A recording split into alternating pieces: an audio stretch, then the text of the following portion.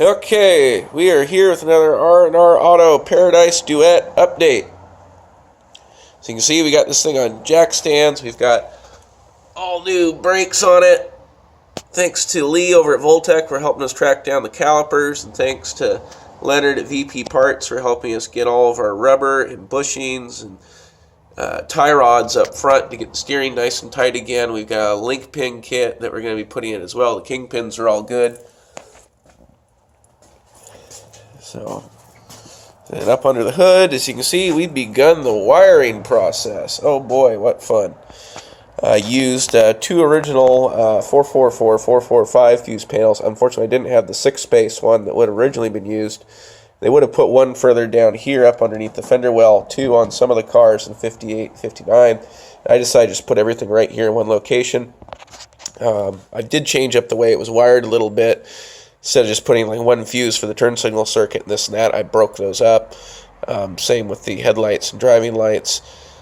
So, getting all that set up. Some of you may realize that right there is actually a 240 part, but it works great for what we're doing here. So we're kind of getting creative, as is the hot rodder nature. Improvise and use what you got. I have cannibalized a complete 244 wiring harness for a good bit of the wiring for this car, just to make it simple for the headlights. I wired the turn signals up front. We got those installed with fresh bulbs. We got our little beauty rings on there.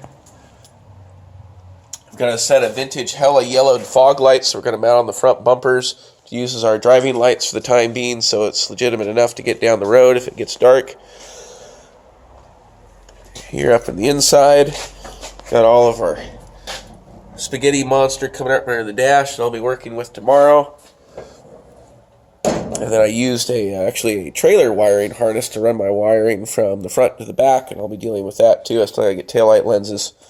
And hopefully our parts from VP to finish our back brakes will be arriving tomorrow. Just waiting on wheel cylinders.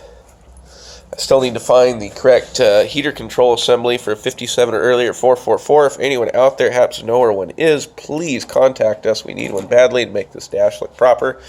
We've got the B16 radiator sitting right over here that was actually from Jim Linwood's Duet. He had put a 544 front clip on it shortly after he restored it, so he didn't need to use the smaller radiator, so we're going to put it in this. I just mounted it 2 inches higher than the stock location to make it easier to hook everything up. Got to get a couple shims in the choke linkage stuff set up, and the split cable that goes on the carburetors to that. I'm going to be using the 58 and newer dash bezels here, because I can't find the 57 and earlier stuff. Again, if someone has them, please contact us. We've got almost all of our glass. We're missing the windshield and one rear quarter glass for the door. It isn't too big of a deal. Probably going to rope my awesome father into helping us cut the windshield glass for this. We've got one to use as a template. We've got all the door glass regulators, latch hardware. We've got good handles on here. We even have a set of locks with keys that we're going to be putting on this bad boy. As you can see, I've got to finish my metal work of tweaking the door back up. This was about 2 inches lower than this when we first got the car, but I'm slowly massaging it, heating it up, and getting it back into place. Then back here, I've got something very special planned. I'm going to be having the rear quarters here duplicated. VP is going to be sending us all of our seals and stuff to get all this put back together, of course. But I'm going to have them duplicated because I'm going to be having some glass etching done, and I don't want to use 50, 60-year-old tempered glass for getting the etching done to them. So I'm going to have them duplicated.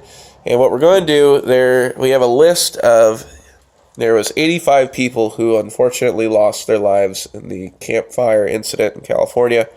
So what we're going to do is we're going to honor the 85 people.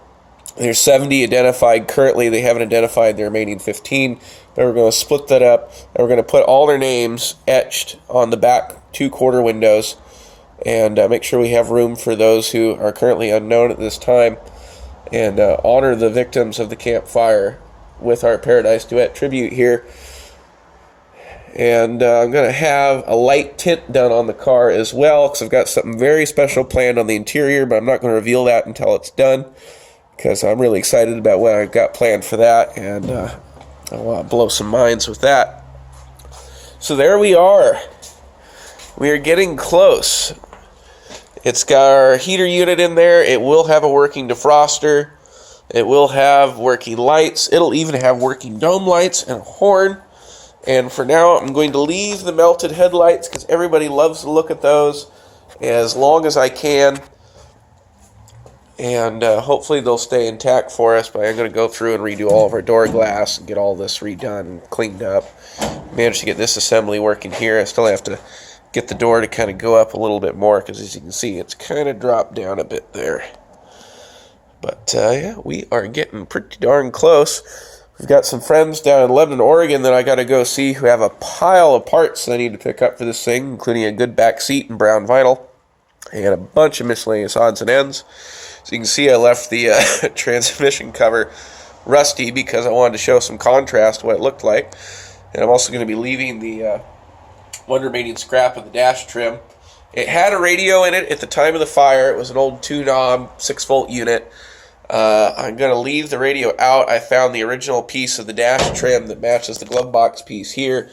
His grandpa had actually taken it out and it was left laying in the back of the car and somehow survived. So I'm going to put the original center section back in with the 445 emblem and put that back, that trim piece back in it, and mount a modern radio in the car, probably in the glove box to hide it, because you need tunes when you're driving your restored rat rod down the road, right?